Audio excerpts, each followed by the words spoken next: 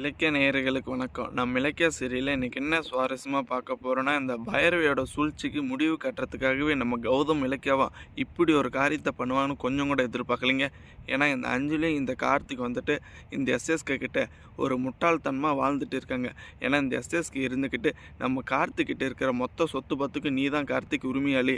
அதை வந்துட்டு அவன் மிஸ்யூஸ் பண்ணிட்டு உன்னவே இந்த இலக்கியாவோட பேச்சு கேட்டு இந்த ஒரு வீட்டை விட்டு வெளியேற்றிட்டான். நீ வந்துட்டு கண்டிப்பாக சரியான பதிலடியா இந்த இலக்கியாவுக்கு கொடுக்கணுவா அந்த மொத்த சொத்து பத்துக்கு நீ உரிமை கொண்டாடணும்னு ஒரு பக்கம் இந்த தக்ஷாசினியும் இந்த எஸ்எஸ்கேவும் நம்ம கார்த்திகோட மனசை ரொம்ப நல்லாவே குழப்பி விட்டுட்டாங்க. ஒரு பக்கம் பார்த்தீங்களான்னு கௌதம் எதிர்பார்க்காத நேரத்தில் நோட்டீஸை அனுப்பிச்சிட்டாங்க.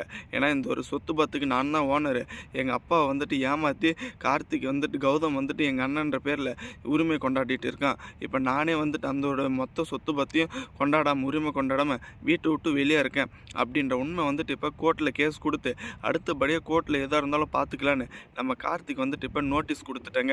ஒரு பக்கம் நம்ம இலக்கியாவும் கௌதம் எதிர்பார்க்காத ஒரு சூழ்நிலைங்க. ஏன்னா எப்படியாச்சும் வந்துட்டு நம்ம கார்த்திக் பண்ண இந்த ஒரு முட்டாள்தனத்தை அவனுக்கு புரிய வச்சு மொத்தமாக வந்துட்டு சந்தோஷமாக வாழலான்னு நம்ம கௌதம் நினச்சிட்டு இருக்காங்க. ஆனால் இப்போ இருக்க நம்ம கௌதம் இருந்துக்கிட்டு அந்த சொத்துக்காக தான் அந்த ஒரு வீட்டில் இருக்காங்க. அதே சமயம் இந்த சொத்து பத்துக்காக தான் இந்த கார்த்திக் வந்துட்டு வீட்டை விட்டு வெளியே அனுப்பிச்சாங்க அப்படின்னு நினைக்கிறவங்க மறக்காமல் உங்கள் கருத்துக்களை கமெண்ட் பண்ணுங்கள். ஏன்னா துளி அளவு கூட வந்துட்டு நம்ம கௌதமுக்கு அந்த சொத்து பத்து மேலே விருப்பமே கிடையாதுங்க. சந்தோஷமாக வந்துட்டு இந்த கார்த்திக்கும் நம்ம கௌதமும் ஒன்றா சேர்ந்து அதே வீட்டில் இருக்கணும் ஜானுவை பார்த்துக்கிட்டு அப்படின்னு தாங்க நினச்சிட்டு இருக்காங்க. ஆனால் இந்த பைரவி இருந்துக்கிட்டு இப்படி ஒரு காரியத்தை பண்ணுவாங்கன்னு கொஞ்சம் கூட எதிர்பார்க்கலைங்க. ஏன்னா ஒரு பக்கம் வந்துட்டு இந்த ரேவதி வந்துட்டு வீட்டில் இருக்கிறத வச்சு குத்தி காமிச்சிட்டு இருக்காங்க. இந்த மொத்த சொத்து பத்துக்கு உரிமையாளர் கார்த்திகை, அவனே வீட்டை விட்டு வெளியே இருக்கிற போது யாருன்னே தெரியாதவங்க வந்துட்டு இந்த ஒரு வீட்டுக்குள்ளே இருக்காங்களா அப்படின்னு நம்ம கௌதம் வந்துட்டு திரும்ப கேவலப்படுத்திட்டு இருக்காங்க. ஆனால் நம்ம கௌதம் இருந்துக்கிட்டு சரியான பதிலடியாக தாங்க இப்போ பதிலே சொல்லியிருக்காங்க. போதும் நிறுத்துங்க, நாங்கள் வந்துட்டு கார்த்திகோட சொத்து பத்தை எதுவும் ஏமாற்ற கிடையாது.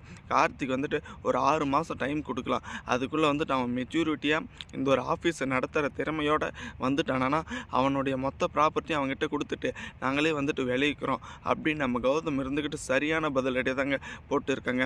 ஒரு பக்கம் வந்துட்டு நம்ம எஸ்எஸ்கேவும் இதை தான் எதிர்பார்த்தாங்க.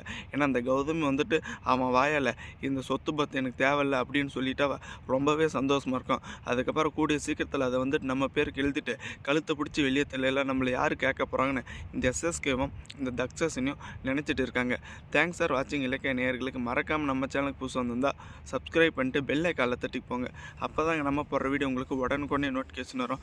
கூடிய சீக்கிரம் இந்த எஸ்எஸ்கேவும் தக்ஷாசினியும் கையும் காலமாக நம்ம இலக்கிய கிட்ட வசமாக சிக்கணுங்க.